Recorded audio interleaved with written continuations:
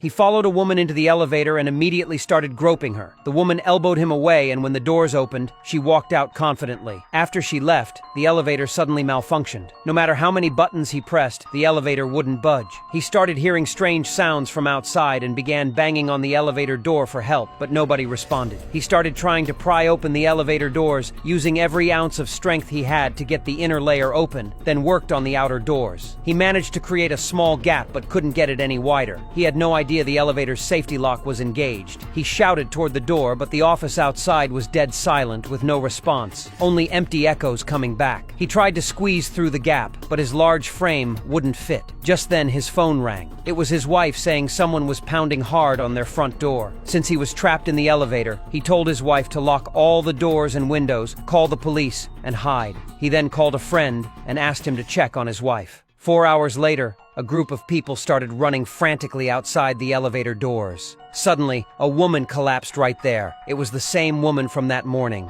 She kept begging him for help, wanting to get inside, but something seemed to be dragging her away. They grabbed each other's hands tightly, but she was eventually pulled away by some force. The man was completely stunned. He was breathing heavily, working up the courage to see what was happening outside. He slowly approached the elevator doors and saw two grotesque little creatures. They were shrieking, completely out of their minds, frantically trying to squeeze inside, but the elevator opening was too small for them to get through. Then he heard a sound from behind. The creatures were drawn away by the noise. His phone suddenly rang. It was his friend on the way to check on his wife. The friend said the streets were complete chaos, like some major disaster had happened, and the roads were blocked. Suddenly, there was a scream from the other end, and the signal cut out. The elevator's intercom suddenly crackled to life. It was the building maintenance crew. He frantically called out for help, but after just a few words, another scream came through the speaker. He had no idea that what was about to happen would be even more terrifying.